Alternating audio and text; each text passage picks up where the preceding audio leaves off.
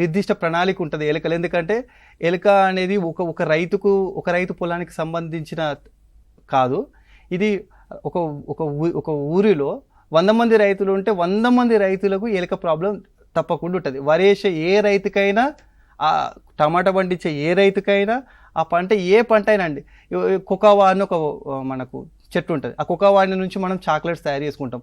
ఎలుకలు కోకోవా పంట మీద దాదాపుగా 45-50% నష్టం చేస్తాయి. అయితే ఎట్లా గుర్తించాలి రైతులు?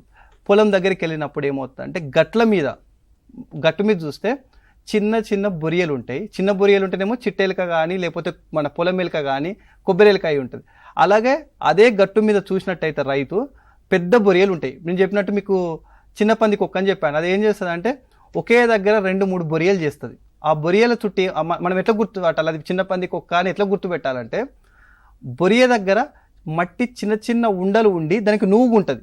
ఆ నూగు ఉందంటే ఆడ చిన్న పంది కుక్క ఉంది, ఆ వరి పంట తీవ్ర ప్రమాదంలో ఉందని ఒక ఇండికేషన్. అయితే మీకు చెప్పినట్టు ఫస్ట్ ఏం చెప్పాను, ఒకటేమో బొరియలు కనబడడం. ఈ బొరియలు కనబడడం అనేది ప్రధానంగా కనబడుతుంది. ఆ బొరియలు కూడా చాలా ఎట్లా కనిపిస్తాయి అంటే, బొరియలు చూసినప్పుడు పచ్చిగా ఉందనుకోండి, అంటే పదనతోటి ఉందనుకోండి, అక్కడ ఎలుక అప్పుడే వచ్చింది, అప్పుడప్పుడే దాని బొరియ స్టార్ట్ చేసుకుంది. తర్వాత ఎలుక తిరిగే ప్రదేశంలో ఏమవుతుందంటే, అక్కడ మన పొలం గట్టుల మీద గడ్డి ఉంటుంది. ఎలుక ఒకటే ప్లేస్లో, ఎలుకకున్న ఒక లక్షణం ఏంటి, దానికి కళ్ళు కనబడే కాబట్టి అది స్థిరంగా మార్గం ఏర్పరచుకుంటుంది. అంటే నేను ఇప్పుడు ఇదే నడకదారిలో పోతున్నా అంటే ఇంక ఇదే నాకు కుడి లేదు ఎడమ లేదు, ఒకే దారిలో పోతుంది కాబట్టి పోయే దారిలో దాన్ని నడక చారలు కనబడతాయి. పోయే దారిలో నడక చారలు, ఆ నడక చారలు మనం అబ్జర్వ్ చేయవచ్చు, గమనించుకోవడం. తర్వాత బొరియలు ఉండడం.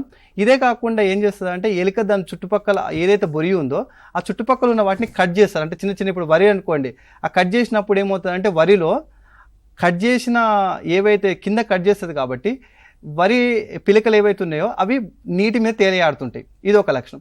ఇది ఈ 2 రకాలు. ఇంకోటి 3వ రకం ఏంటంటే, ఎలుక బయట ఫుల్ తినొస్తుంది కాబట్టి దానికి సంబంధించిన మల పదార్థాలు దాని ఇల్లు నీటిగా ఉంచుకునే క్రమంలో ఏం చేస్తుంది అంటే, ఆ బొరియ పక్కకు మల పదార్థం కూడా విసర్జించే అవకాశం ఉంటుంది. ఆ మల పదార్థం కూడా మనకు కనబడుతుంది. ఆ మల పదార్థం తర్వాత ఎలుకలో ఉన్న ప్రధానంగా ఏంటంటే విపరీతమైన మూత్రపు వాసన రావడం. అంటే ఆ బొరియ దగ్గరికి వెళ్ళగానే మనం కొంచెం చూసినా కూడా వాసన కనిపిస్తుంది.